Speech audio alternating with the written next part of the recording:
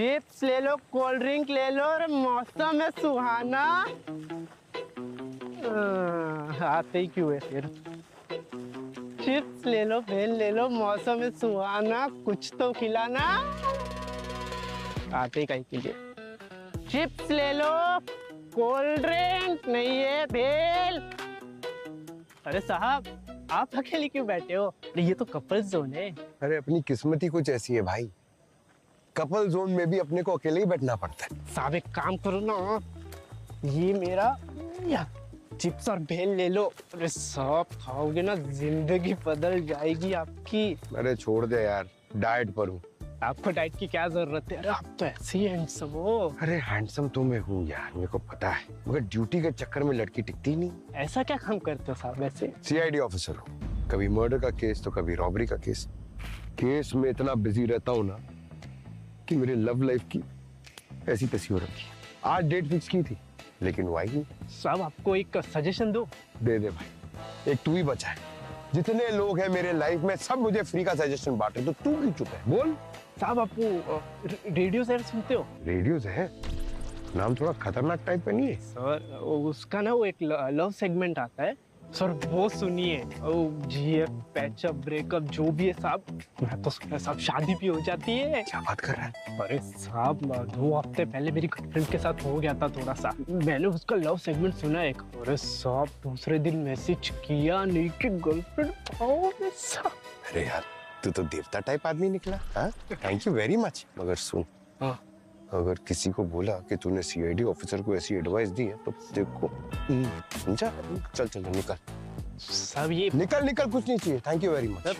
अरे बस हो गया तेरा एडवाइस, जा फटाफट जा। हेलो मुंबई, आज फिर आया हूं मैं आपकी दिल की धड़कन बनके, आपका दोस्त ऋषभ, सिर्फ रेडियो जहर पे। तो हर रोज की तरह आज भी हम बात करेंगे उन आशिकों से जो प्यार में डूबे हुए हैं लेकिन तैरना नहीं जानते। तो जिसकी भी लव लाइफ में जहर है, डायल करें 143, क्योंकि प्यार की भाषा से बेहतर और कोई भाषा नहीं। तो रुके क्यों हो मुंबई, फोन उठाओ और डायल करो 143 और बोल दो दिल की बात, सिर्फ रेडियो जहर पे।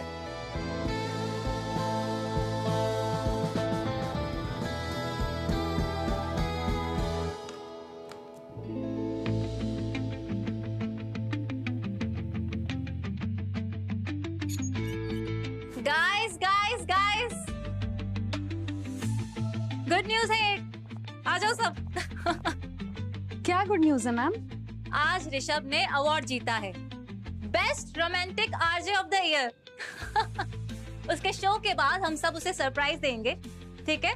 और स्टूडियो के बाहर सब चुपचाप रहेंगे। जैसे ही ऋषभ अपना शो खत्म करके अंदर आएगा, मेरे सिग्नल पे सब लोग अंदर आ जाना और उसे सरप्राइज देना, और फिर हम उसके लिए केक कट करेंगे।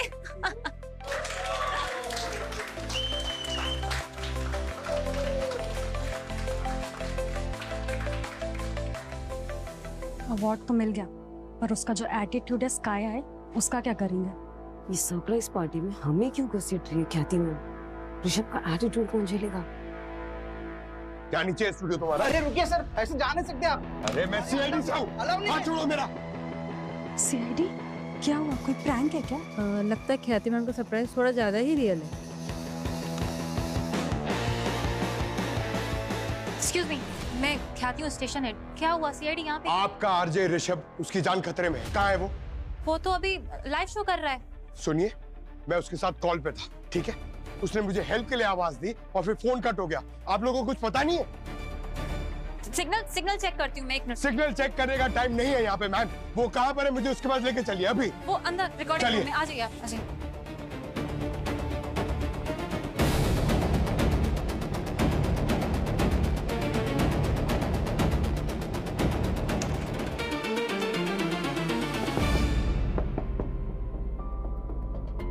ये दरवाजा लॉक क्यों है? सर ऋषभ भैया हमेशा दरवाजा लॉक करके ही शो करते हैं, उन्हें डिस्टर्बेंस नहीं पसंद।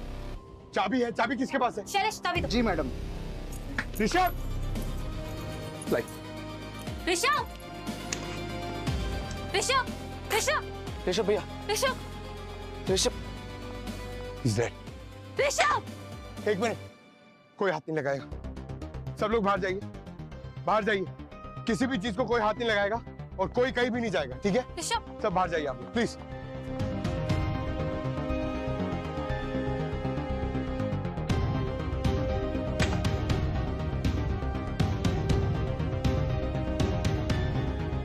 सर, सर रेडियो जहर के स्टूडियो में यहाँ का आरजे ऋषभ सर, उसकी लाश मिली है।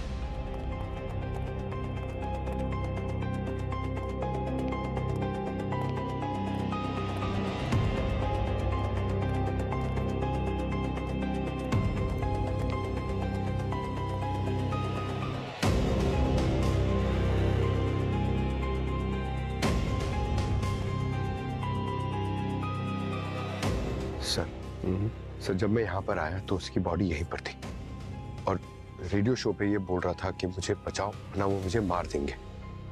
ख्याति ने कहा कि ये रूम अंदर से बंद था सर, क्योंकि ये शो रूम बंद करके ही करता था। अब फिर ये सब सामान यहाँ पर क्यों बिखरा हुआ है? ये सब हाथापाई हुई हुई यहाँ पे। तो कुछ हो सकता है ये ख्याति हमसे झूठ बोल रही हो, कुछ छुपाना चाहती हो। और सर ये देखिए, इसका चेहरा देखिए सर, यहाँ गाल पे, यहाँ फोrehead पे, ये सब सूजा क्यों है? ये तो मधुमक्खी के काटने का निशान लगता है। सर, क्या हुआ? सर ये देखिए, मधुमक्खियाँ। तो मरी हुई है? हाँ सर, ये मरी कैसे? इसका मतलब ऋषभ को मधुमक्खियों ने काटा था, क्योंकि अक्सर मधुमक्खी किसी को काटने के बाद वो खुद भी मर जाती है। पर सर ये मधुमक्खियाँ अंदर आई कैसे? दरवाजा बंद था, यहाँ पे कोई खिड़की नहीं है, फिर कैसे? सर, हाँ? ये देखिए, ये यहाँ पे था। सर बॉक्स 10, ये तो एंटी एलर्जिक है।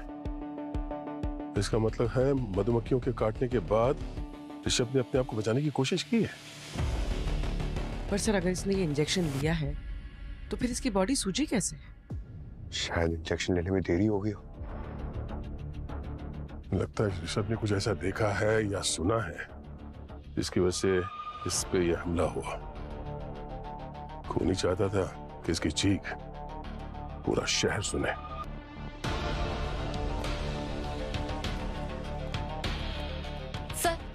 बताइए ना, ऋषभ को क्या हुआ, कैसे हो गया ये सब?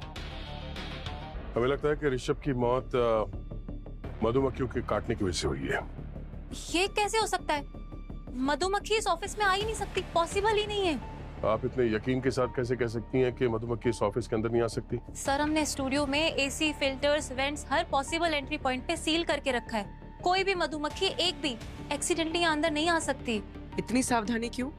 क्योंकि ऋषभ को मधुमक्खियों से एलर्जी थी, वो बहुत सेंसिटिव था। सिर्फ एक मधुमक्खी के डंक से उसको बहुत प्रॉब्लम हो सकती थी। एसी डक्ट से मधुमक्खी अंदर आ सकती है।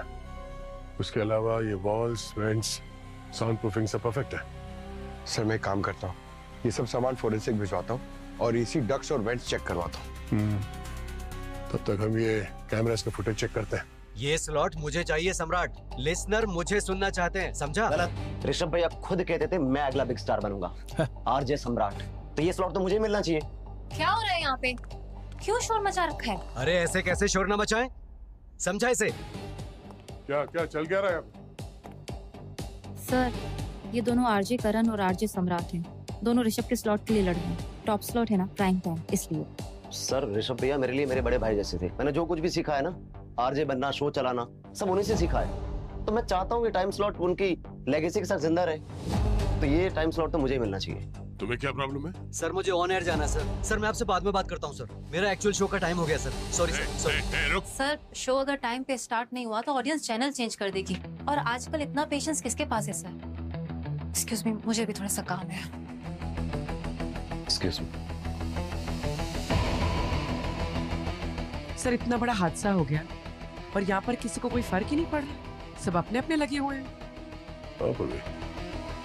इस ऋषभ के बारे में पता करो, उसके दोस्त, उसके दुश्मन, सब कुछ पता तो चले ऋषभ चीज क्या थी जिसके मरने से यहाँ पर किसी को कोई फर्क ही नहीं पड़ रहा। सारुण, ये तुम्हारे कहने का मतलब है कि एसी के डक्ट में ना कोई मधुमक्खियां थी या मधुमक्खी की ट्रेसेस? बिल्कुल बॉस, इस डक्ट में कहीं भी मधुमक्खी का कोई जरा सा भी पंख का टुकड़ा भी नहीं है, और ना ही इस डक्ट में ऐसी कोई जगह है जहां से मधुमक्खी अंदर घुस सके, कोई रास्ता नहीं। मगर सर, इतनी सारी मरी हुई मधुमक्खियां वहां उस स्टूडियो के बंद कमरे में आई कैसे? और इस ऋषभ ने अपने आप को बचाने के लिए वो एंटी एलर्जी इंजेक्शन भी लिया था, वो भी काम नहीं किया। काम तो तब करता ना दया जब वो इंजेक्शन लेता, उसने एंटी एलर्जी डोज ली ही नहीं। यार सारुण, के तो क्या कह रहा है? ऋषभ के हाथ पर इंजेक्शन का निशान था। नहीं, ये बात ठीक है, इंजेक्शन ऋषभ ने खुद लगाया है। तो फिर मरा कैसे? मरा इसलिए क्योंकि उस इंजेक्शन में एंटी एलर्जिक डोज थी नहीं, इस इंजेक्शन में सिर्फ पानी था। What? सर, ऐसा कैसे हो सकता है? ऋषभ इस इंजेक्शन में सिर्फ पानी भर के क्यों लाएगा? नहीं पंकज, अपने आप नहीं लेके आया होगा, किसी और ने इंजेक्शन बदला है जिसको मालूम था कि ऋषभ को मधुमक्खी से एलर्जी है। एग्जैक्टली अभिजीत, असल में ऋषभ को बी वेनम एलर्जी थी। Bee venom allergy? हाँ पूर्वी, ये एक ऐसी एलर्जी होती है जिसमें किसी इंसान को अगर कोई मधुमक्खी डंक मार जाए तो उसका पूरा का पूरा शरीर सूख जाता है और उस इंसान को सांस लेने में भयंकर तकलीफ होने लगती है और कुछ ही मिनटों में उस इंसान की दर्दनाक मौत हो जाती है। एक और बात बॉस, तुझे भारत का घोड़ा है, हम लोग चले तेरे पीछे पीछे। यार इधर, अच्छा चल बता। एक मिनट, ये मधुमक्खियां देख रहे हो? हाँ। मुझे इन मधुमक्खियों में हाइपोथर्मिया के साइन मिले हैं। मधुमक्खियों में? हाँ बॉस, किसी ने इन्हें बहुत ठंडी जगह पर रखा है, जस्ट अबव फ्रीजिंग टेम्परेचर। पर सर, कोई ऐसा क्यों करेगा? पूर्वी, मधुमक्खियों को कुछ देर के लिए इमोबलाइज करने के लिए ऐसा किया जाता है। बी फॉर्म्स में ऐसा होता है। मतलब किसी ने मधुमक्खियों को वहां पे बेहोश करके उस स्टूडियो के कमरे में छुपा के रख दिया और बाद में जब वहां पे ऋषभ आया तो रूम टेम्परेचर नॉर्मल होने की वजह से वो होश में आ गई और ऋषभ को देख के लगा कि ऋषभ ही खतरा है और फिर उसका अटैक किया। एग्जैक्टली। तो बहुत सोच समझ के खून किया है। हाँ सर, खूनी को ना सिर्फ मधुमक्खियों के बारे में अच्छी तरीके से मालूम है बल्कि ऋषभ के मेडिकल कंडीशन के बारे में भी वो जानता है तो कोई अंदर का ही आदमी। सारुण, एक काम कर, ये किस स्पीशीज की मधुमक्खी है जरा प्लीज बता दे, और इसके बारे में डिटेल्स भी। बॉस, ये मधुमक्खी है एपिस डोर्साटा और ये मुंबई में नहीं मिलती है। मतलब सिर्फ ऋषभ को मारने के लिए ये मधुमक्खियां मंगाई गई है? मधुमक्खियां मुंबई के बाहर से मंगाई गई, एंटी एलर्जी इंजेक्शन बदला गया। बड़ा शातिर है ये खूनी, और ये जो भी है रेडियो जहर स्टूडियो के अंदर का ही है। वो आरजे ऋषभ की लास्ट कॉल का रिकॉर्ड? सर वो मंगवाई है मैंने सर, वो आती होगी। और वो ऋषभ जब वो चीखा उस वक्त तुम उसके साथ कॉल पे थे ना? हाँ सर, मैं नहीं मैं उसके बाद कॉल पे नहीं था सर, मैं गाड़ी चला रहा था और उसका रेडियो शो जो है ना वो गाड़ी में सुन रहा था सर मैं। अच्छा पंकज, हमने सुना है कि तुमने लव गुरु को कॉल किया था, क्यों? अपनी लव लाइफ के लिए? मेरी लव लाइफ नहीं, एक्चुअली मेरा एक दोस्त है सर, उसे ना थोड़ा लव लाइफ में इशू है तो इसलिए उसके लिए एडवाइस ले रहा था मैं। अच्छा, एडवाइस ले रहे थे, लेकिन अभी तुमने बोला तुम शो सुन रहे थे, कॉल नहीं किया था तुमने, बोलो।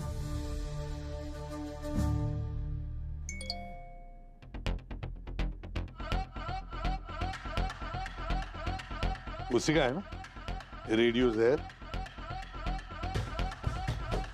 क्लिक करो। रखो, टेबल पे रखो, रखो।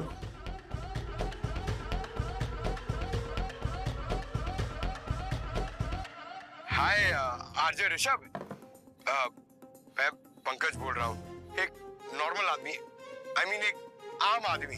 प्यार में पड़ा आदमी कभी आम नहीं होता पंकज जी, आप बहुत खास हो। बताइए क्या प्रॉब्लम है आपके दिल की?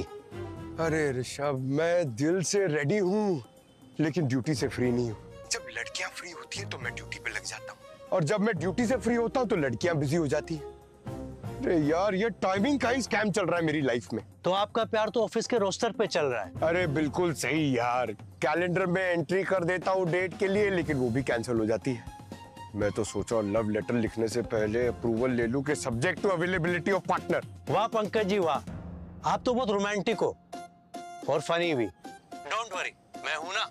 आपकी लव प्रॉब्लम का सलूशन मेरे पास है। अरे यार बताओ बताओ, जल्दी बताओ ऋषभ, आप ही तो हमारे जैसे सिंगल लोगों की ओनली होप हो। हाँ हाँ बिल्कुल, रेडियो ज़हर हमेशा आपके। ये क्या है? किसने आने दिया तुम्हें अंदर? ये क्या कर रहे हो तुम? हेलो ऋषभ, जाओ जाओ बाहर, छोड़ो मुझे। क्यों मार रहे हो मुझे? Hello Rishabh, are you okay? बचाओ, हेल्प हेल्प हेल्प, मत मारो मुझे। कोई तो कमरे में घुसा था, इसलिए ऋषभ चीख रहा था।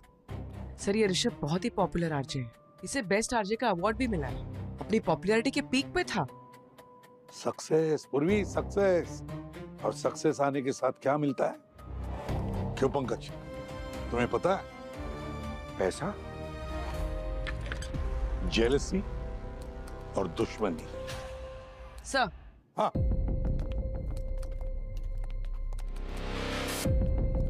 सर ये देखिए, ये पेज मिला है, I hate Rishabh, hate page है सर ये। फैन पेज तो सुना था, ये हेट पेज क्या होता है? सर आजकल कैंसिल कल्चर का जमाना है, इन हेट पेजेस पे लोग यंग सेलिब्रिटीज को गालियां देते हैं, उनके खिलाफ लिखते हैं, उनके काम के खिलाफ लिखते हैं। पूरी ये पेज किसने बनाया बताओ जरा? सर ये किसी ट्रबल मेकर नाम के बंदे ने बनाया है। पूर्वी, जरा आईपी एड्रेस से पता करो कि ये पेज क्रिएट कहाँ से हुआ है। सर आईपी एड्रेस स्टैटिक है, ये पेज रेडियो ज़हर स्टूडियो में ही क्रिएट हुआ है। मतलब ये ट्रबल मेकर और जहर स्टूडियो वाले अब एक ही इंटरनेट कनेक्शन यूज कर रहे हैं, मतलब वही का कोई आदमी है सर? हाँ पूर्वी, ये आईएसपी से, इंटरनेट सर्विस प्रोवाइडर से पता लगाओ कि ये डिवाइस किसके नाम पर है। अच्छा हुआ ड्रामा किंग ऋषभ हमेशा के लिए चुप हो गया। कौन है? दरवाजा तोड़ दिया। मकान मालिक को जवाब क्या दूंगा मैं?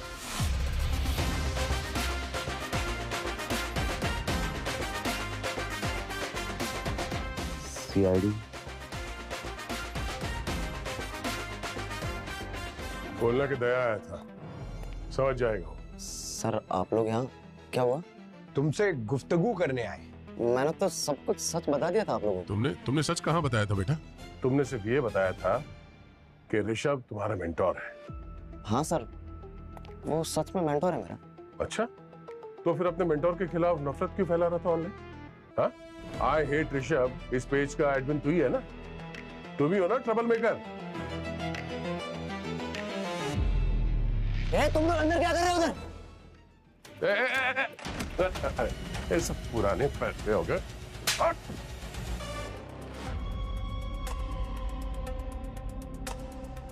हाँ सर, मैं ही हूँ आई हेट ऋषभ पेज का मॉडरेटर।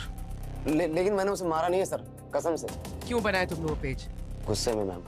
ऋषभ मेरे गुरु थे, लेकिन मुझे बहुत छोटा दिखाते लोगों के सामने। प्यून जैसा काम करवाते थे मुझसे, चाय लेके आ, कॉफी लेके आ, ये कर वो कर। टैलेंटलेस समझते थे मुझे। ऐसा क्यों?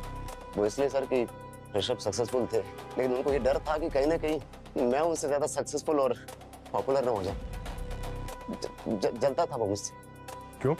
क्योंकि सर 2 महीने पहले मेरा शो भी ऋषभ के शो जितना हिट हो गया था, लेकिन बाद में ऋषभ ने मेरे ट्रस्टेड राइटर को डरा दिया।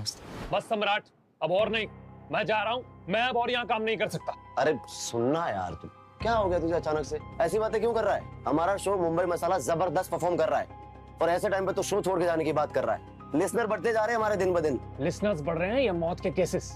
तूने मुझे पहले क्यों नहीं बताया कि मेरे से पहले तेरे 5 राइटर्स मर चुके हैं? क्या बोल रहा है तू ये सब? हाँ, किसने बोला तुझे? मुझे छोड़कर पूरा ऑफिस जानता है, पूरा स्टाफ बात कर रहा है इस बारे में। देख यार, मैं कोई रिस्क नहीं लूंगा, मुझे अपनी जॉब से ज्यादा अपनी जान प्यारी है। मैं किसी हॉन्टेड स्टूडियो का पार्ट नहीं बन सकता। अरे सुनना,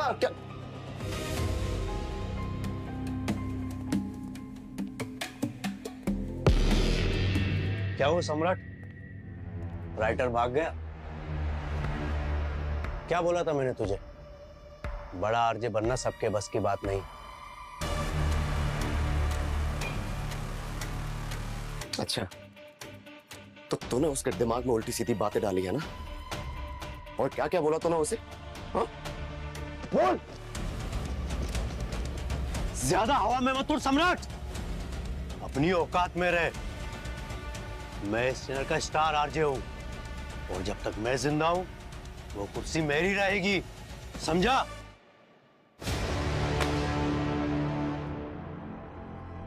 सर ऋषभ बहुत चालू आदमी था, जलता था सबसे, मैनिपुलेट करता था। नहीं तो आप सोचिए कोई मकान मालिक बिना वजह अपने किराएदार को घर से बाहर क्यों निकालते? क्या मतलब? मतलब ये मैम, वो 10 दिन से घर से बाहर रह रहा था। तो कारण क्या था कि मकान मालिक ने उसे घर से बाहर निकाल दिया था? ये तो नहीं पता सर, शायद हो सकता है उन दोनों के बीच में झगड़ा हुआ होगा। ठीक है पंकज, जरा इस राइटर से जाके मिलो, पता तो करो कि किस वजह से वो डर के भाग गया था वहां से। तब तक मैं और पूर्वी मकान मालिक से मिलते हैं। अरे सर, वो ऋषभ मेरी जिंदगी का सबसे गंदा किराएदार था। रात रात तक पार्टी करना, लाउड म्यूजिक बजाना, लड़कियों के साथ घूमना, उसकी वजह से कॉलोनी में कैसे कैसे लोग घुसने लगे थे। तो आपने उसे समझाया नहीं? समझाया सर, पर ये जो सेलिब्रिटीज होते हैं ना, वो सारे के सारे एक जैसे होते हैं। जरा सा फेम क्या मिल गया, उन्हें लगता है सारी दुनिया उनकी, भगवान समझने लगते हैं खुद को। तो क्या हम उसका कमरा चेक कर सकते हैं? क्यों, क्या हुआ? कुछ प्रॉब्लम किया है क्या उसने? ऋषभ का खून हो गया सावित्री जी। हे भगवान, कब, कैसे? कल रात। हम चेक कर सकते हैं उसका कमरा? पर कमरा तो मैंने कब का साफ कर दिया। क्यों? कितनी गंदगी मचा के रखी थी उसमें, साफ करने में 3 दिन लगे मुझे। तो कुछ मिला उस गंदगी में? कचरे के सिवा कुछ भी नहीं था। हाँ, पर्सनल सामान तो वो साथ में लेकर गया। सुना है पास वाले ही किसी होटल में शिफ्ट हो गया था। सर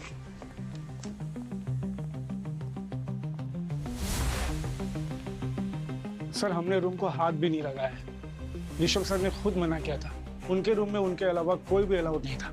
इवन क्लीनिंग स्टाफ को भी अंदर जाना मना था। मतलब सब कुछ वैसे का वैसे ही है जैसे वो छोड़ के गया था? जी मैडम। उनको मैडम कुछ तो एलर्जी थी, हाँ बी एलर्जी, इसीलिए वो बहुत केयरफुल रहते थे और रूम में हमेशा एयर प्यूरिफायर चालू रखते थे। ठीक है, हम लोग देख लेंगे। कमरा कौन सा है? सर ये चाबी।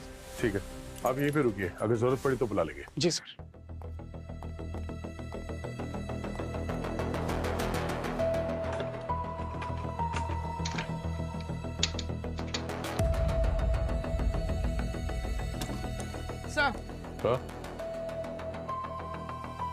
सर ये देखिए, ये तो पूरा का पूरा फैशन शो है। सब महंगे महंगे ब्रांड्स, टैग भी लगा हुआ है। अरे बाप रे, 2,80,000 रुपए का जैकेट, इतना महंगा जैकेट? ऋषभ की सैलरी इतनी तो नहीं थी, तो ये महंगे कपड़े खरीदने के लिए पैसे कहाँ से आते हैं? सर हमने इसका बैंक रिकॉर्ड भी तो चेक किया था, ऐसे कोई अमाउंट का कोई ट्रांजैक्शन था ही नहीं। और अगर क्रेडिट कार्ड यूज किया होता तो स्टेटमेंट में तो दिखाई देता। सर हो सकता है ये फेमस आरजे बनने के बाद उसे कोई स्पॉन्सर मिल गया। स्पॉन्सर? नहीं पूर्वी, कोई स्पॉन्सर नहीं है। लगता कोई तो है जो ऋषभ को ये कपड़े गिफ्ट कर रहा है। एक काम करो, ये जो ब्रांड्स हैं इनके साथ कनेक्ट करो, पता करो कौन है जो इस तरह के डिजाइनर जैकेट्स खरीदता था हमसे।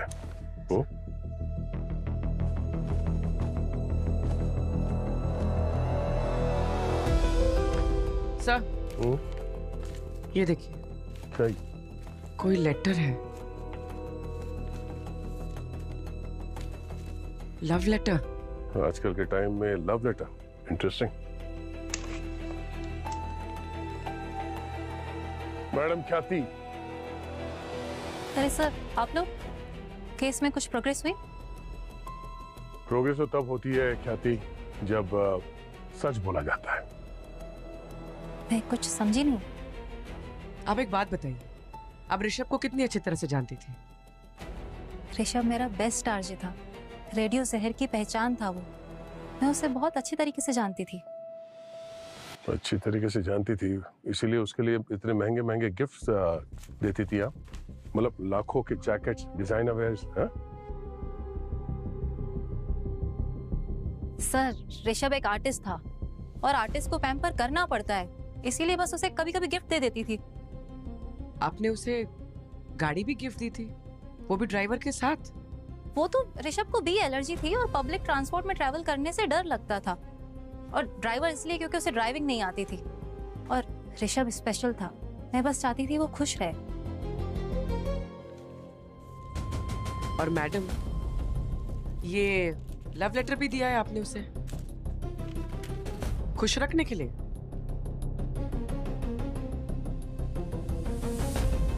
देखिए मैडम, सीआईडी झूठ पे ज्यादा टाइम नहीं वेस्ट करती।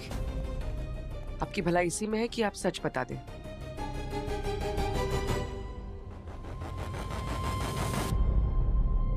सर मैं ऋषभ से प्यार करती थी, पर उसने कभी मुझ में इंटरेस्ट ही नहीं दिखाया। क्यों? अच्छा, ऋषभ का कोई करीबी, कोई हमराज जिससे वो अपने दिल की बात शेयर करता हो? उसका ड्राइवर सुखी, ऋषभ उसे बहुत मानता था, शायद उसे कुछ पता हो। सुखी ड्राइवर जिसे आपने रखा था? क्या बात है।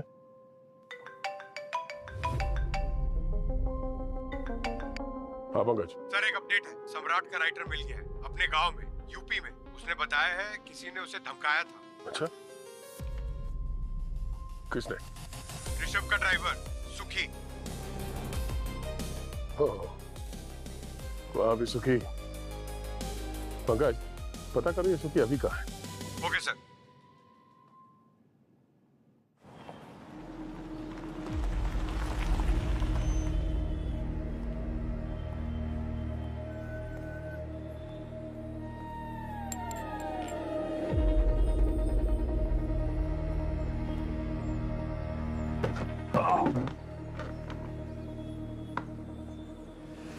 दो चाय देना कड़क, और एक बिस्किट का पैकेट भी दे दो।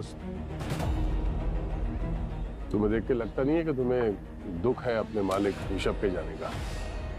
ओए, क्या नाटक है रे? कौन है रे तुम लोग? बैठ जा बैठ जा।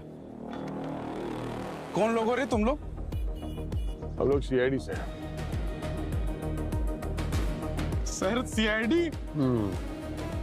भगवान का शुक्र है आप लोग आ गए सर।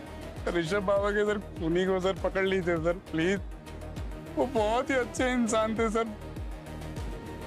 अच्छे इंसान तो थे, पर बहुत गलत काम करवाते थे ना तेरे से। गलत? मैं कुछ समझा नहीं सर। नहीं? कैसा गलत काम? ऋषभ के कहने पे तूने उस राइटर को धमकी दी थी ना? आज का शो तो कमाल हो गया, जो भी लिखा था हिट हो गया।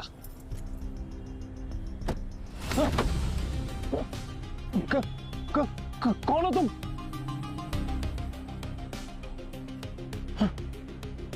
अबे ओ राइटर, चुपचाप ये नौकरी छोड़ दे वरना जिंदा नहीं बचेगा, समझा?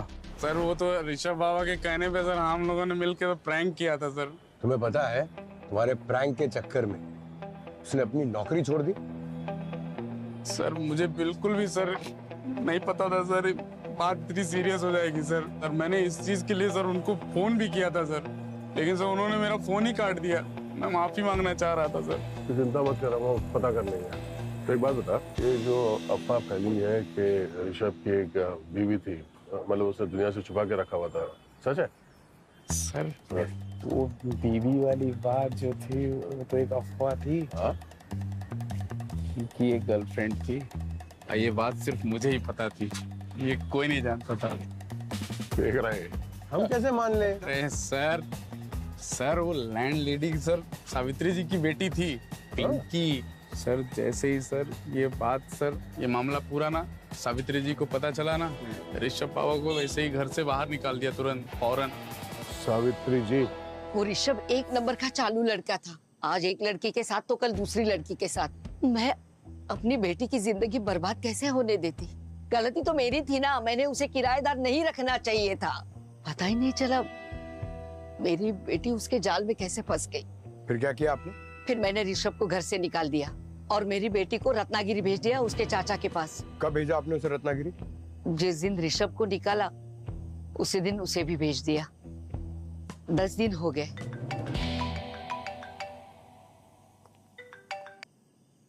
हाँ डॉक्टर साहब, ठीक है, अभी आते हैं। मुबारकबाद दो मुझे, मुबारकबाद दो। गर्लफ्रेंड भाग गई? अरे यार, नहीं कुछ नहीं। बात यह है कि मैं मुबारकबाद इसलिए मांग रहा हूं कि मुझे पता लग गया है कि स्टूडियो में मधुमक्खी कौन लाया था। मतलब खूनी मिल गया? क्या बात है सर, नाम तो बताइए। उसका नाम है ऋषभ। क्या कहा तूने? ऋषभ? ये तो पूरा उल्टा हो गया। मालूम था मुझे, बिना गुगली डाले ये केस सॉल्व होने ही नहीं देंगे भाई साहब। डॉक्टर साहब, आप किस बेसिस पे कह रहे हैं कि मक्खियों को ऋषभ अपने साथ लेके आया था स्टूडियो में? दया, पहले मैं भी इस सवाल में उलझा हुआ था, लेकिन बाद में मुझे जवाब मिला। पता है कहां से? भाई साहब, मुझे जवाब मिला इस बैग से। हाँ? गौर से देखो इस बैग को। ये देखो, ये इस बैग में ये छेद है ना, और मधुमक्खियों को चाहिए जिंदा रहने के लिए हवा। इस बैग को देख करके लगता है कि ये डिजाइन किया गया है। हाँ, डिजाइन किया गया है मधुमक्खियों को जिंदा रखने के लिए। इन छेद से मधुमक्खियों को अंदर हवा मिलती रहे, मधुमक्खियां जिंदा रहें। सर, अब ये ऋषभ जो है वो जानबूझ के तो मधुमक्खियों को अपने साथ लेके नहीं जाएगा अंदर स्टूडियो में। मतलब स्टूडियो में कोई है जिसने मधुमक्खियों को वहां पे अंदर कमरे के अंदर लेके गया है, पर वो पता कैसे चलेगा? मधुमक्खियों से। आप मधुमक्खी से भी बात कर सकते हैं? यार पंकज, मधुमक्खी नहीं, मधुमक्खी के पोलन्स।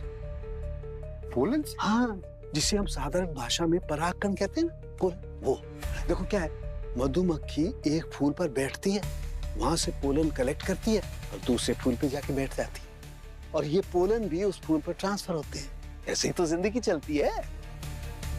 पंकज, इसे क्रॉस पोलिनेशन कहते हैं। ये प्रकृति का नियम है।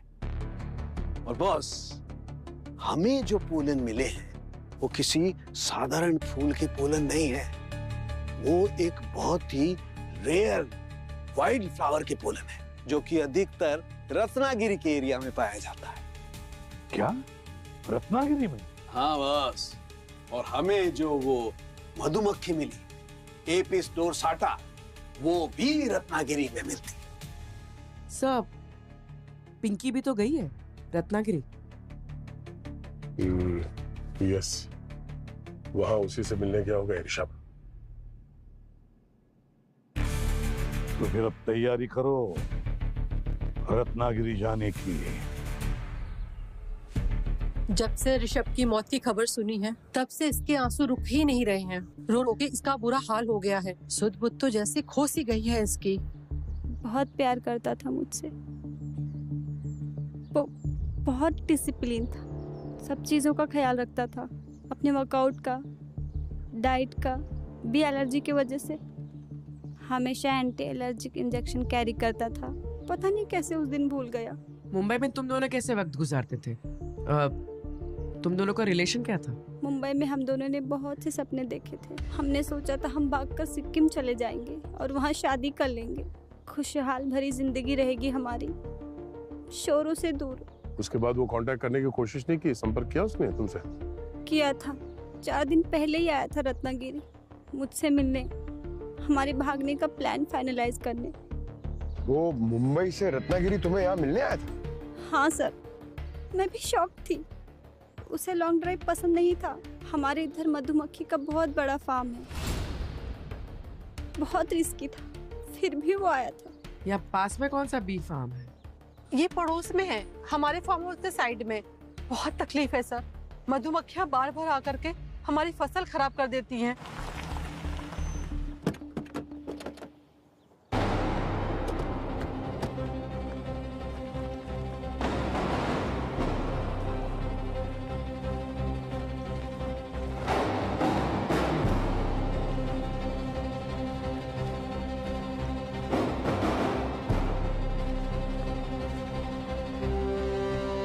एक्सक्यूज मी, अरे कोई है क्या?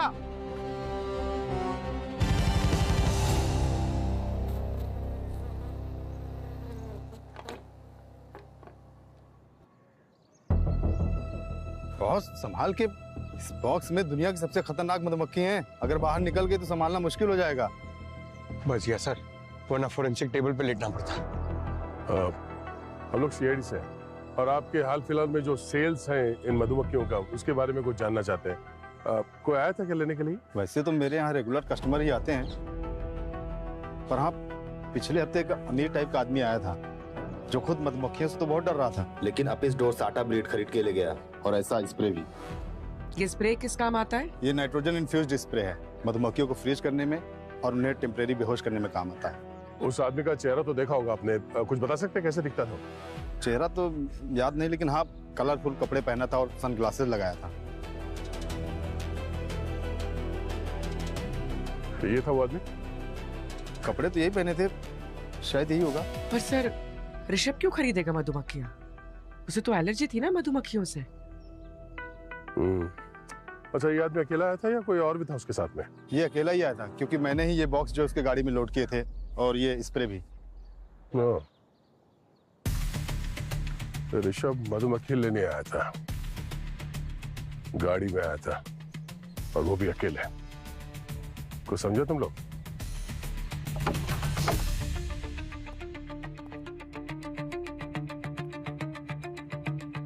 सर ये तो शादी के घर जैसा सजाया हुआ है।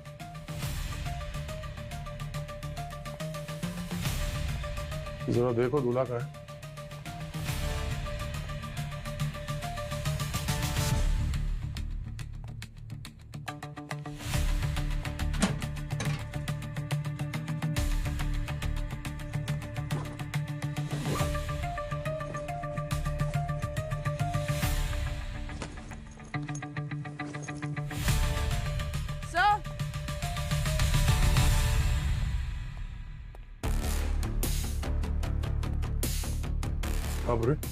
सर ये देखिए, ये तो बिल्कुल वैसे ही कपड़े जैसे हमें ऋषभ के होटल रूम में मिले थे, ब्रांडेड। अरे सर, ये बी फार्म वाला भी तो यही बात कर रहा था कि ऐसा ही जैकेट था। अरे अरे अरे, ये देखिए सर, कमाल है, सुहागरात के लिए से सजा के रखा है।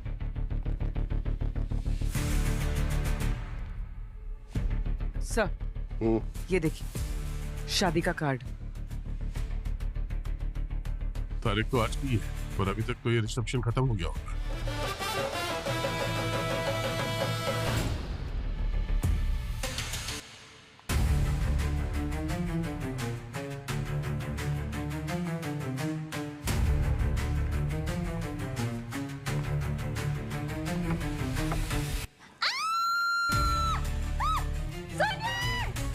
अरे क्या हुआ? हाँ? कमरे में कोई है? क्या हुआ? कमरे में कोई है? कौन?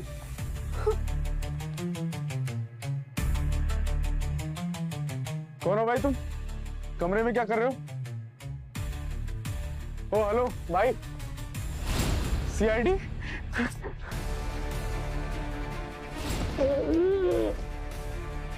चलो चलो चलो चलो, आप लोग जाओ नीचे, ये लेके जाइए आप लोग, चलिए जाओ। जब भाभी नीचे जाइए, आप आराम से खाना वाना खाइए। चलो चलो चलो चलो, अंदर चलो। आइए।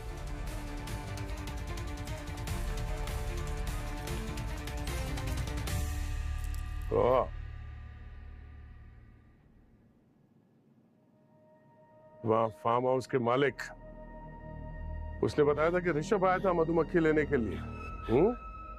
अकेले आया था, रत्नागिरी गाड़ी चला के, जबकि ऋषभ उसे ड्राइविंग नहीं आती। प्लानिंग तो बहुत अच्छी की थी तूने, काबिले तारीफ, बस एक गलती कर दी। जब ऋषभ अपनी गर्लफ्रेंड के साथ रत्नागिरी में था, तब तुम उसकी गाड़ी ले जाकर उसी के मौत का सामान खरीद रहे थे। जिस थाली में खाया उसी में छेद किया। क्यों किया तुमने अपने मालिक के साथ ऐसा? अपनी शादी के लिए पैसों की जरूरत थी सर, इसी सिलसिले में सर ऋषभ बाबा के पास में सर पैसों के लोन के लिए गया था। सोचा पैसे मिल जाएंगे, लेकिन ऋषभ बाबा ने सीधा मना कर दिया। उन्होंने कहा कि पैसे नहीं है, ऊपर से सर ज्ञान भी दिया, बोला कि सर पैसे तू अपने लिमिट में खर्च किया कर। सर ज्ञान रेडियो पे अच्छा लगता है सर, असल जिंदगी में नहीं सर। बस इतनी सी बात के लिए तूने खून कर दिया उनका।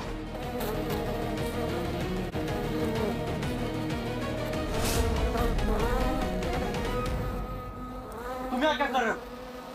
ये बचाओ, हेल्प हेल्प हेल्प, मत मारो मुझे।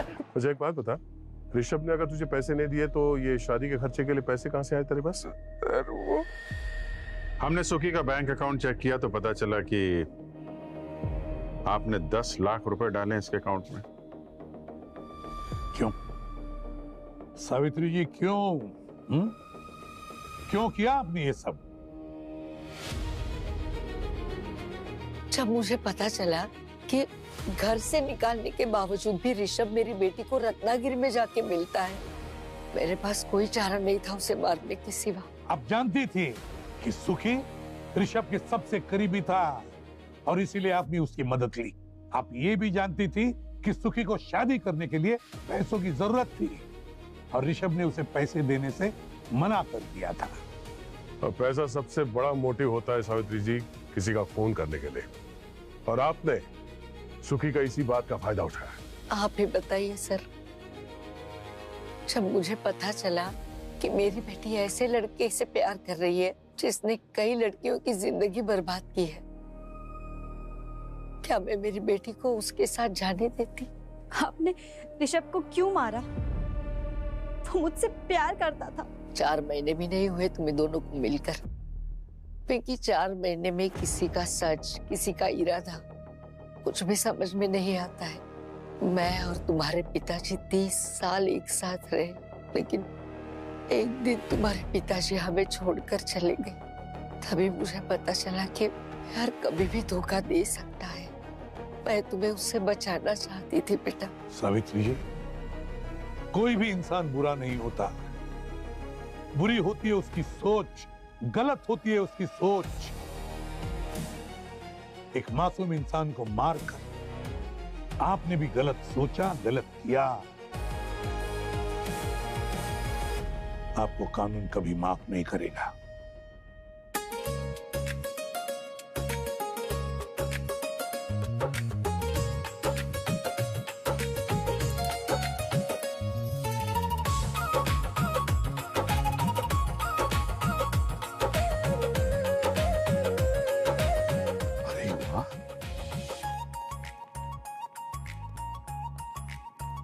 वाह, क्या बात है पूरी, इतनी सुंदर रंगोली बनाई है तुमने, और डेकोरेशन भी कितना सुंदर है। हाँ सर, वाकई में बहुत खूबसूरत है। ये फूल, लाइट्स, वही तो पूरा ब्यूरो जगमगा रहा है। पूरी, तुम भी प्यारी लग रही हो। Thank you sir. नहीं, मानना पड़ेगा पूर्वी, तुम इतना सब काम कैसे करती हो? मुजरिम को भी पकड़ना है और त्योहार भी मनाना है। अरे अभी गणपति में वो मोदक, वो पूरन पोली, उसका स्वाद अभी भी मेरे जुबान पे है। और दिवाली में देखो इतनी अच्छी सजावट, फूल, रंगोली, मिठाई विठाई है कि नहीं? सर बिना मिठाई के दिवाली थोड़ी ना अच्छी लगती है। ये लो। अरे मिठाई भी है सर। हाँ तो मिठाई से याद है, मिठाई खाने वाला कहाँ है? पंकज कहाँ है वो? कहाँ है? हाँ मिठाई तो इधर है। आता ही होगा सर। वाह, क्या बात है सर। वाह, होममेड है सर। होममेड, वाह, कमाल। तुम्हें मना किया था ना इन कपड़ों में मत आओ। कहाँ है दिवाली वाले कपड़े? अरे पूर्वी, किसी को बोलना मत, मेरी एक्चुअली डेट है, मैं जा रहा हूँ दिवाली उसी के साथ मनाऊंगा। अरे आप सब लोग वेट कर रहे हैं ना। अरे यार तुम मुझे प्रेशर में डाल रही है। ठीक है, काम करता हूँ, मैं फटाफट डेट डाल के आता हूँ। ठीक है, आ जाऊंगा ब्यूरो वापस। ठीक है, विश मी लक। प्रॉमिस आना, जल्दी आओ।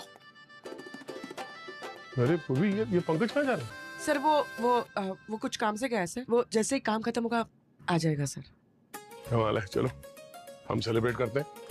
अच्छा ये बाकी के लोग कहाँ हैं? डॉक्टर सालुंके, सचिन, श्रेया, अवनी, भूमि, कृतिका, ये सब। सर सबको कॉल किया है, सब आते ही होंगे सर।